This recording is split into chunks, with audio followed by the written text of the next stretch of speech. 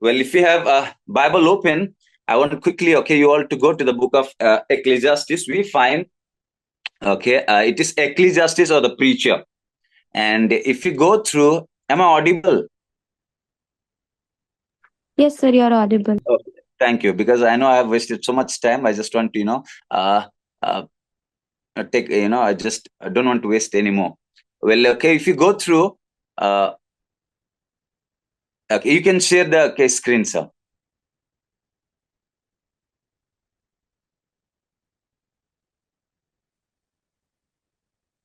Okay. Now, if you read, the book of Ecclesiastes, it is also called preacher. And when you go to the next one, when you go to the introduction part, let us see one by one the title. Can we go to the next one, sir? Next. When you go to the introduction, we find the name of this book in the Hebrew is Koheleth. The spelling is Qoheleth, but then it is pronounced as Koheleth. That simply means preacher. This title, the speaker applies to himself in chapter 1 and 2. And when we read this one, we clearly knows who is the author. Let's see, Koheleth probably refers to a convener of a meeting or to the official speaker or preacher at such a gathering. The feminine form of the word in Hebrew and its use with feminine verb in chapter 7:27 suggests the possibility that, as used in the Ecclesiastes, this word designates not only Solomon as a preacher, but also divine wisdom speaking through him. Figuratively, wisdom addresses the people. Proverbs 1:20. Thus, Koheleth appears both as an agent for the communication of divine wisdom and again as a wisdom personified.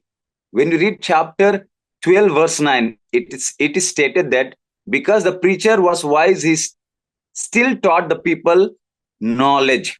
I repeat this. In chapter 12, 9, it is stated, because this preacher was wise, he still taught the people knowledge.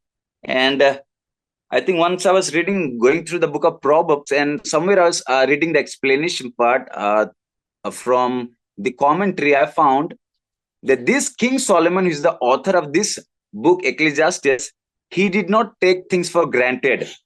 When we know that he asked God for wisdom and knowledge, and he just simply did not take it for granted. I believe he kept on reading number of poetries, the books, the natural science that we find. So apart from the wisdom and knowledge that God gave him, he did not simply depend on that. That simply shows the kind of humbleness that he had. He was man of learning, and when we see his life, we find the lot of wisdom and knowledge that we see during his kingship. In First King 4:30-33, the word spoke or spake is repeated 3 times. This refers not to the written composition, but to address delivered before an assembly conveyed for the purpose. The Holy Spirit meant it to be understood that Solomon's teaching was intended for the great congregation, the church of God in all places and in all ages. When we read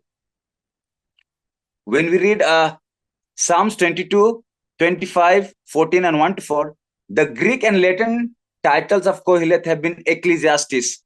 Koheleth comes from the Hebrew, that is Gahel, to call an assembly, whose noun form means gathering or congregation. In Greek, the word for congregation is from the verb root kalio, to call, the noun form of which is ecclesia, that is church. Such English words as ecclesiastic and ecclesiastical are derived from ecclesia. When we go to the next, who is the author of this book? I think it is very clear. It is proved. When you read first chapter itself, we find it is none other than King Solomon. But let us see what it says. From the most ancient times, by universal consent, King Solomon has been considered the author of Ecclesiastes. When we read Prophet and King, page 85, the Hebrew descriptive phrase, son of David, king in Jerusalem, chapter 1, verse 1, was considered sufficient proof in favor of Solomon as author. But then that was not enough. Okay, Martin Luther in his table talk was the first to cast doubt upon Solomonic authorship. It is quite impossible to arrive at a precise date for the writing of Ecclesiastes. The reason modernists generally hold that it was produced in the 3rd century BC, but King Solomon died in the year 931, that is 30 BC. And if he's assumed to be the author, that date of writing would be immediately prior to that time. In simply, the date is not clear, but we all do understand it is written by King Solomon. When we go to the next one, that is historical setting. The setting of Ecclesiastes is clearly stated in the book itself. After the prologue, the first 11 verses appear Solomon's own third statement, that is, I, the preacher, was king over Israel in Jerusalem, chapter 1, verse 12. The Hebrew verb I was is in the perfect tense. The very form Solomon would use in speaking before an assembly, conveyed in his old age. Now he's still king. He makes a statement concerning his own personal experience. It does not deal so much with historical events with which his hearers were no doubt well acquainted as with his own search for happiness. Now let us look into the theme. Though Solomon was preeminent among Hebrew kings, both in wisdom and in temporal prosperity, he relates how all of these advantages failed to provide a true and lasting happiness. Okay, we find everywhere, vanity of vanities, we'll see one by one. And how was a man to acquire happiness? That's the biggest question that we even have today. How to be happy in real life? And there are a lot of, professional speaker to guide thousands of people. They try to give solutions how to be happy in life. But then King Solomon raises this question and says, how was man to acquire happiness? An answer is right there. It says, by cooperating with his creator and thus realizing the divine purpose that brought him into existence. No doubt, we see the world search for their answer, where to find the happiness. They go through everything, meditations, fastings, maybe going through a number of different books, different religions, different faith. But then when we read this, the book of Ecclesiastes, and when you go through the writing of Solomon, he clearly says, only by cooperating with his creator, that is Almighty God, the one who is the creator of this world, we can understand the meaning of our existence, and he is the source of all the happiness. As it says, having considered that uncertainty of human happiness, the preacher turns to the contemplate the actual misery with which the world is filled. For a world full of distress, the wise man does not propose any kind of welfare state as a solution to social inequalities and injustice. As the preacher draws his survey to a close, he set forth a series of practical suggestions. It reads, individually, we should give such help as we can to the poor and to those who suffer. But the most important thing is to give our hearts and our affection to God. We do believe that helping others is important, no doubt. There is no doubt in it.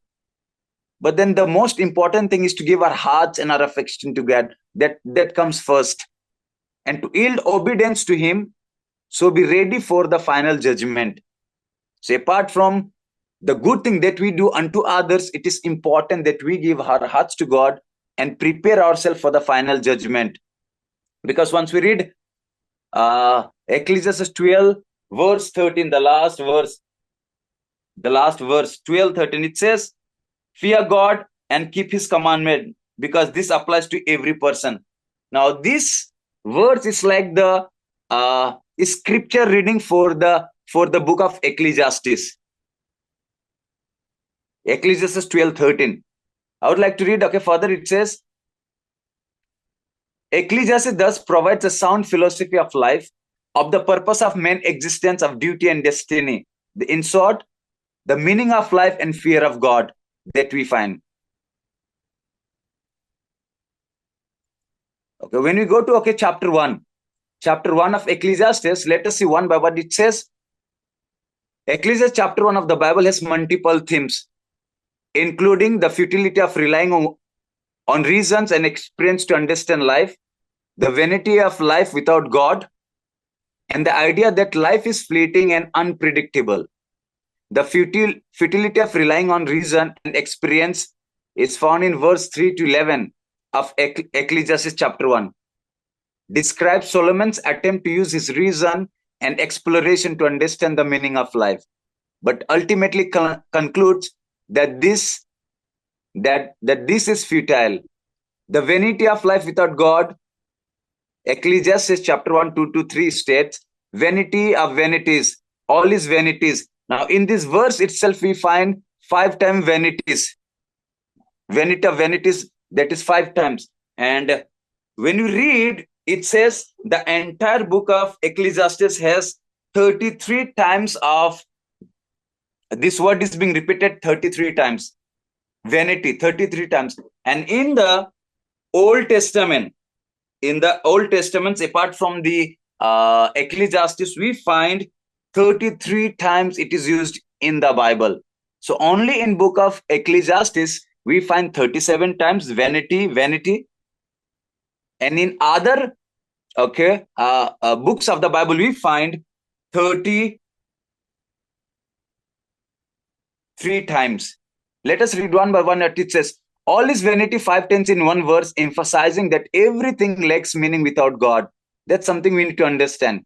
SDA Bible commentary, it is read that the preacher says that anything men may seek in place of God and obedience to him is vanity. This is something I liked it very much. I would like to repeat. It says that anything men may seek in the place of God and obedience to him is vanity.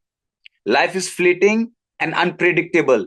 The book of Ecclesiastes teaches that life is random and uncontrollable, which cannot be controlled, and that our existence is a blip of time.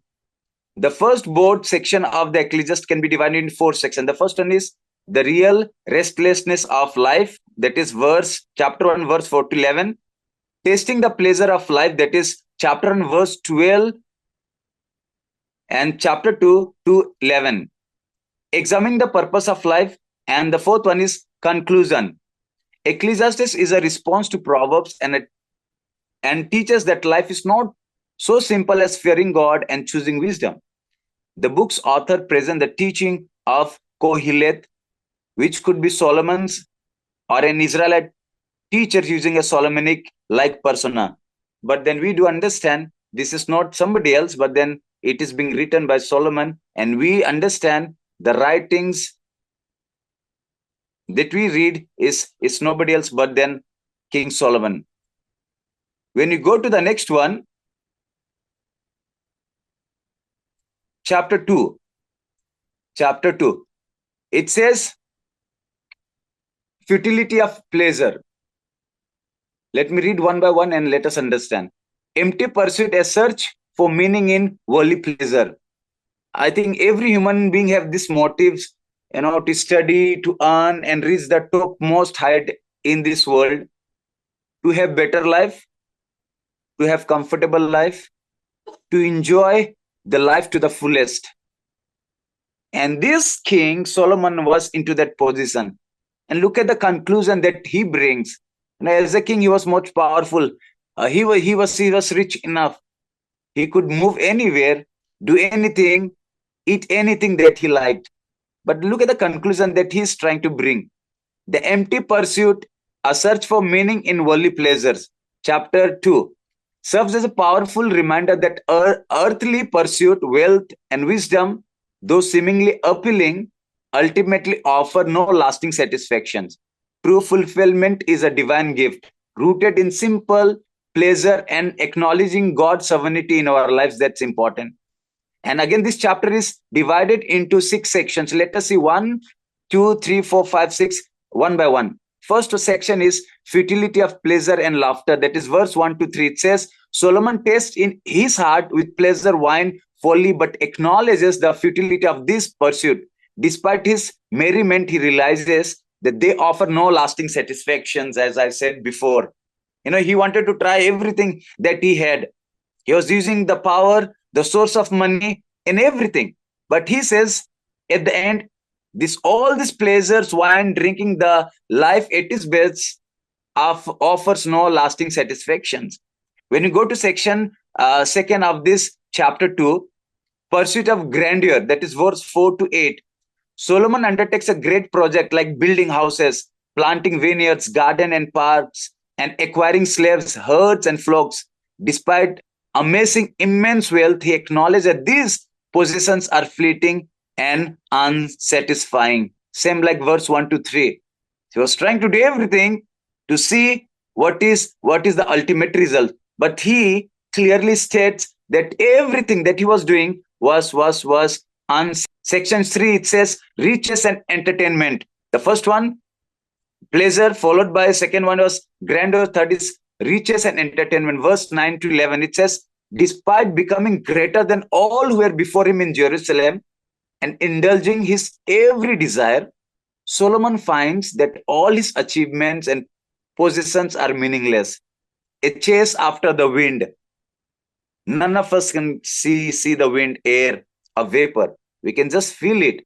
And he felt trying to acquire everything in life is just like moving behind or running behind the wind. Well, section 4, it reads wisdom versus folly, verses 12 to 16. Solomon turns to compare wisdom and folly, realizing that the wise and the fool share the same fate, that is death. Even wisdom seems meaningless. Look at this. Apart from the other thing that he compared, now he compares everything to wisdom. He says the rich and the poor are going to die. And there is no partiality in death. Even wisdom seems meaningless. If I say I'm filled with wisdom, knowledge, sometimes we think we'll have better death than the people who are poor. But he comes to a conclusion again. It says even wisdom seems meaningless to him. Section 5, it says despair over toil, that is verses 17 to 23. Solomon despairs over his toil under the sun. I think, let me repeat this. Whole of this book we find under heaven, under the sun.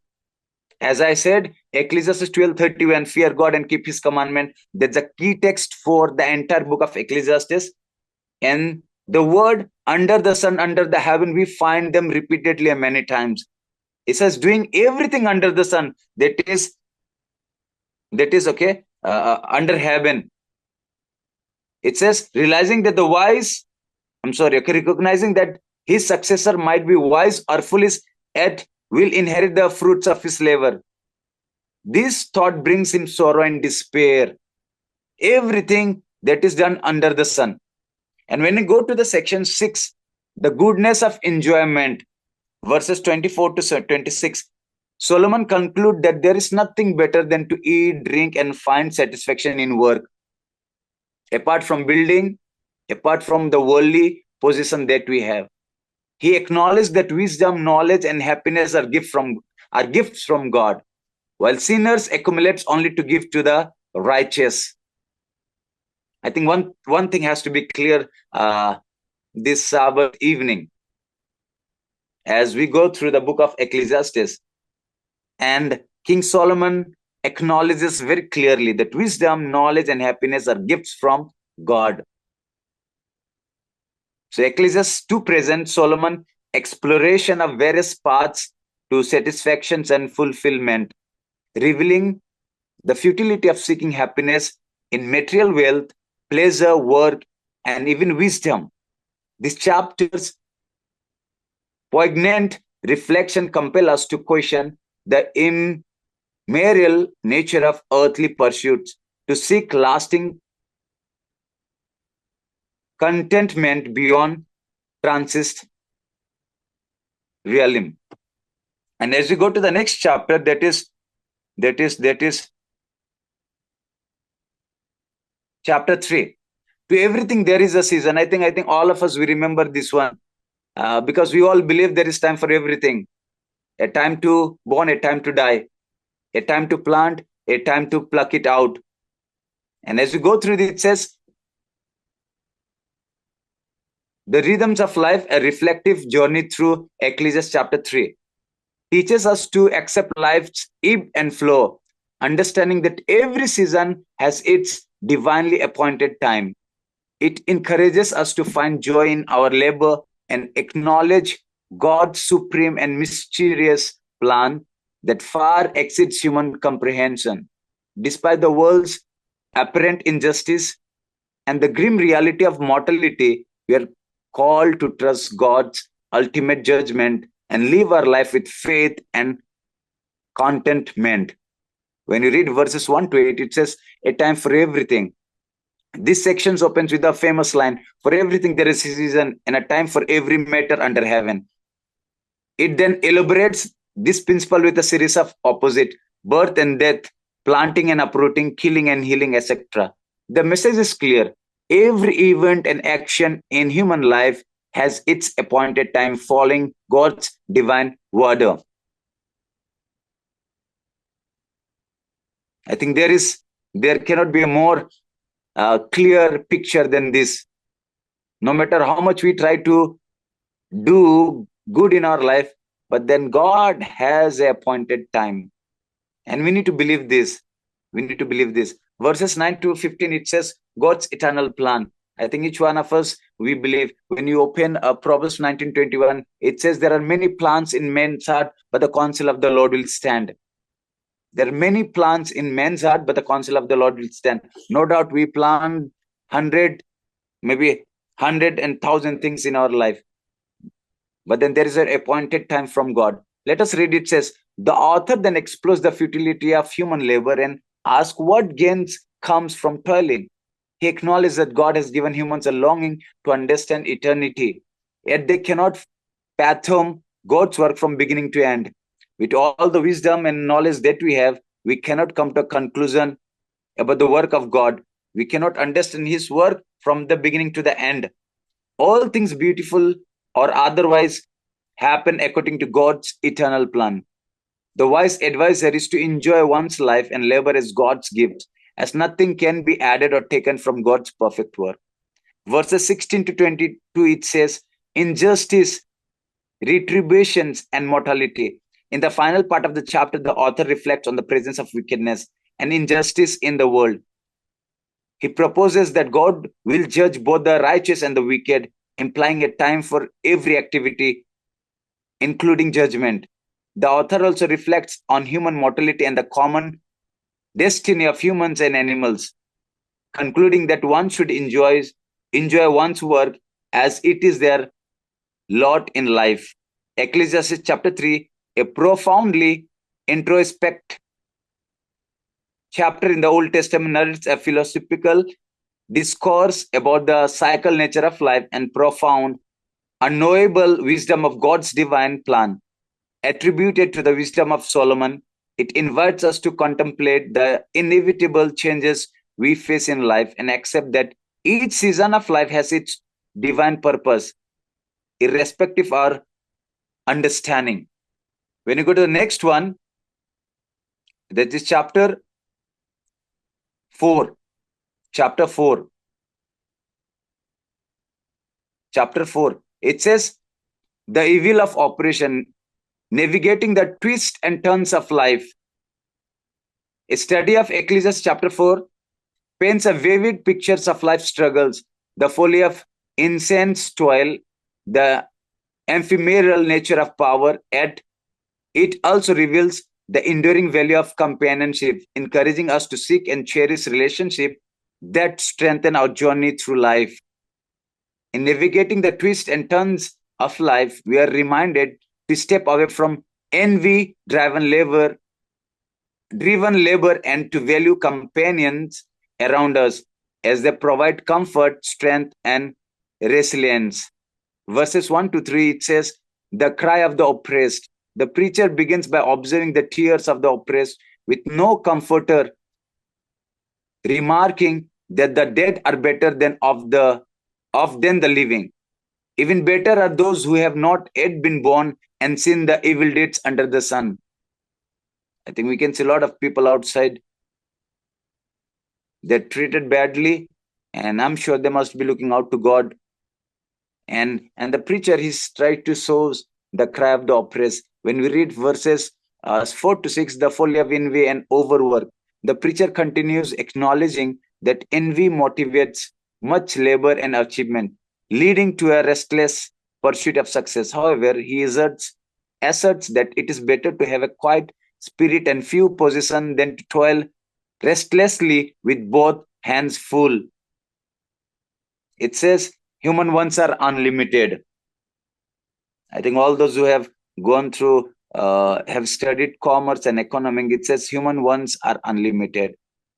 But then when we go through the word of God, we learn to be satisfied with what we have. Let us see verse 9 to 12. Verses 8, 7 and 8. The tragedy of isolations. Isolation is very hard, and all of us have experienced during Corona COVID. Highlighting the vanity of solitary toil, the preacher describes a lonely man who works endlessly but is never satisfied because he has no one to share his wealth with. So we need to understand how much to work and for whom to work, and all this we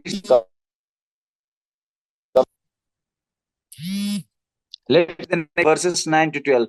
The blessing of companionship. The preacher extols the value of companionship. Two are better than one, he proclaims, for they can help keep each other warm and defend each other. A cord of three strands, he concludes, it's not easily broken. Verses 13 to 17, the vanity of power and popularity. Finally, the preacher reflects on the transitory nature of popularity and political power. He notes that a poor but a wise youth often outdoes a old but foolish king, but that the masses are fickle, soon falling at another youth. Ecclesiastes 4 is a profound discourse by the preacher that sheds light on human conditions. It deals with the challenges, themes of operations, the need of companionship, and the pitfall of greed and striving for power. It invites us to reflect on the vanities of life, offering timeless wisdom that still resonates today. When we go to the next chapter, that is 5, maybe we'll take time, quickly we'll read the first one. It says, approaching God with awe, reflection on prosperity and godly reverence. We find approaching God with humility and thoughtfulness, the power and the consequences of vows, reflection on wealth and its futility, the joy in simple satisfaction. I would like to read this part because we are running short of time and we're still in chapter 5. It says, finally, Solomon concludes with that alternative to the ceaseless pursuit of wealth, contentment in work, life, simple pleasure. He suggests that the ability to enjoy what one has, it's a gift from God, and encourages people to focus on the present day instead of dwelling on the shortness of life. Ecclesiastes 5 is a profound discourse by Solomon, presenting insightful reflections on how one how one should approach God, the vanity of wealth, and the significance of being content with what one has. As Solomon navigates this theme, he urges his reader to understand the temporal nature of worldly possession and the essentiality of maintaining a humble, reverential attitude towards God. Let us read the next one. The futility of life. That is chapter 6. Here also we'll quickly read through and we'll go to the last part. Let us see. First one. Limitation of earthly success. Limitation of earthly success. Chapter 6 of the poignant reminder of the temporal natures of the earthly possession, honors, and even life itself. The real tragedy unfolds when one is granted all this blessing, but it's not given the capacity to enjoy them. It's questioned the essence of human pursuit and guides us towards a profound understanding. The true fulfillment lies not in the abundance of material possession, but in the contentment we find beyond them. This chapter beckons us to seek deeper understanding, peace, and satisfaction that surpasses mere earthly wealth. Wealth without enjoyment, followed by long life without fulfillment, limitations on earthly desire. And I'd like to read the verse 10 and 12. It says, in escapability of human conditions, the preacher concludes that by stating that everything has been determined already and one cannot argue with him who is mightier. He further questioned who can know what is good for men in life and how to make sense of the few days of his fleeting life, which passes like shadow. Furthermore, who can tell him what will come after him under the sun? Nobody knows under the sun. And when you go through chapter 1 and 2, I think it says about, one generation comes after another generation. It's like it's a circle, round and round and round and round and round. So he clearly says there is nobody mightier than God, and nobody knows what is the very second that is going to happen. He further questions who can know what is good for men, for men in life, and how to make sense of the few days of his fleeting life, which passes like a shadow. Furthermore, who can tell him what come after him under the sun? Nobody's. And it says is a reflection on deeper meaning of life beyond material possession and desire. It provides a thoughtful contemplations on the unsatisfying nature of wealth and prosperity when separated from a life of purpose and understanding. We'll go to the chapter number 7, the value of wisdom. I would like to read the darker point instead of the explanatory part. Then we'll quickly go to the conclusion part of this chapter. It says, reflection, wisdom, and folly is a glimpse into Ecclesiastes chapter 7. Verses 1 to 4, it says, the value of God, the value of good name and reflections on mortality. I think each one of us who are attending this Bible study class this evening, I think all of us understand the value of good name. A good name is better than gold and silver, we find in Proverbs. Second one is the strength of wisdom over folly. The wise words of rebuke are more valuable than the laughter of fools. As the crackling of thorns under a pot, so is the laughter of the fool. This is also vanity. When you read verse 7 to 10, it says, on corruption, patience, idealizing the past. I think past cannot change our present nor the future, but it can only disturb the mindset. Yet some experience that brings corrections, maybe that can change our future, but then past can brings only pains in the mind and the heart. Let us see one by one. It says, verses 11 to 14, wisdom as an inheritance and recognizing God's word, extreme of righteousness and wickedness, human imperfections. Verses 23 to 29, limitations of human wisdom and elusiveness of righteousness. And the conclusion part, it says, Ecclesiastes chapter 7 is a reflective piece of wisdom, literature traditionally attributed to Solomon, that delves into the cases of life's paradoxes. It explores the dichotomous relationship between the wisdom and folly, the transist nature of life, and the human limitations on comprehending God's word through thought provoking proverbs and metaphors. That the chapter presents a contemplative lens to understand life's profound realities. Well, when you go to the next chapter, that is 8. Chapter 8, it says, God's ways are mysterious. I think nobody knows. When you read Psalms 119, yes, for you form my inward, for you form me in my mother's womb, and you form my inward parts. The way God deals, it's very hard to understand. His ways is mysterious to us, but then God has a different purpose. Let us see one by one the unraveling wisdoms in Jema, and exploration of Ecclesiastes chapter 8 unravels the in Jema of life's unfairness, the paradox of justice, the limits of human wisdom, and the sovereignty of God's work. It encourages us to respect authority, apply wisdom, and enjoy the simple pleasure of life, reminding us that ultimate understanding lies beyond human human reach firmly in the divine realm. Okay, let us quickly go to the end part of what the chapter 8 has to say.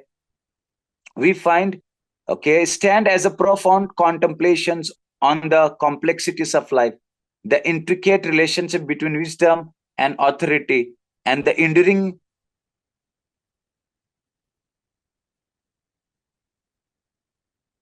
enigma of righteousness and wickedness. This chapter subtly presents an explorations of human wisdom, its potency and limitation, the challenging aspects of understanding life's unpredictable patterns, and the ambiguous balance of divine justice. I think next one will go chapter 10, chapter 9 and chapter 10. Quickly we'll go to the 9th chapter 10th.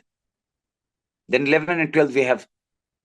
Okay, it says wisdom and folly. Wisdom and folly are the inevitabilities of life. Ecclesiastes chapter 10 says, encourage us to lean towards wisdom in all aspects of life.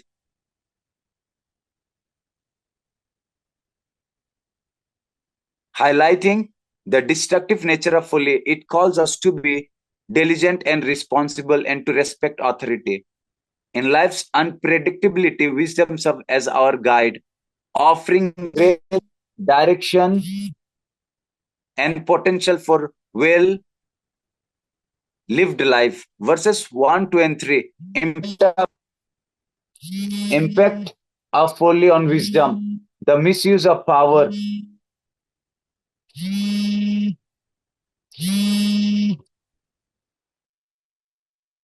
Let us see one by one. Okay, verses. Okay, the misuse of power. Then 8 to 11, we find the rewards of diligence and consequences of laziness. Verses 12 to 13, the speech of the wise and the fool.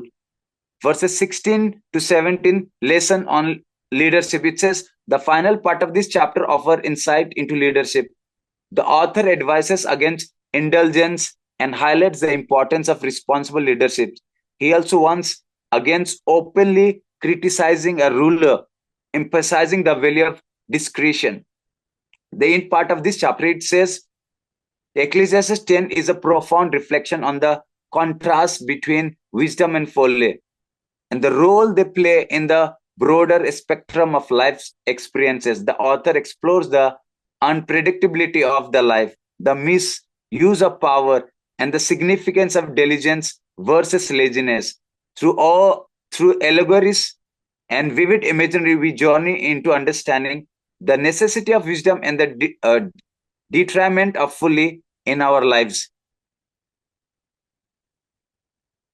When you go to chapter 11, it says, cast your bread upon the water, sowing seeds of wisdom, embracing uncertainty, and living fully, challenging us to accept life uncertainties and still act with wisdom and vigor. Nobody knows the very next second or the hour or the next day.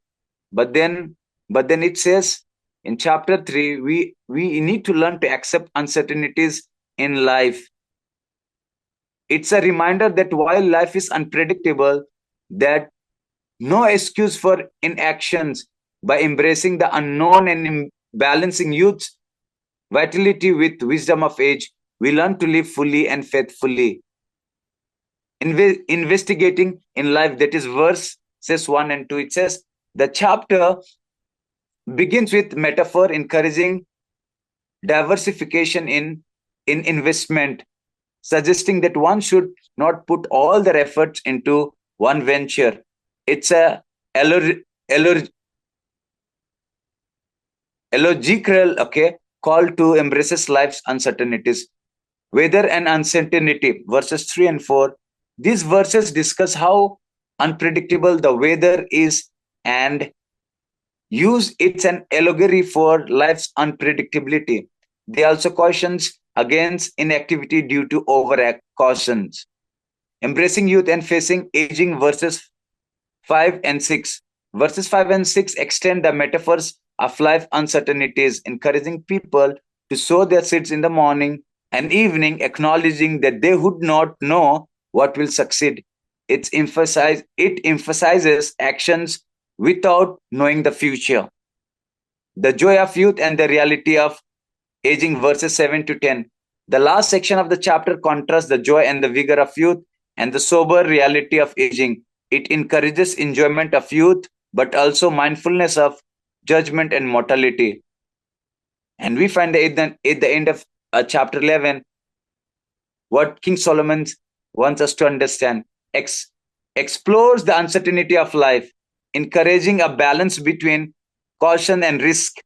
Through metaphors and poetic language, it provides profound insight into human nature, challenging readers to embrace both the unpredictable nature of life and the wisdom of living it to the fullest. And the last one, that is chapter 12, it says, remember your creator. This is the whole thing that we have been learning.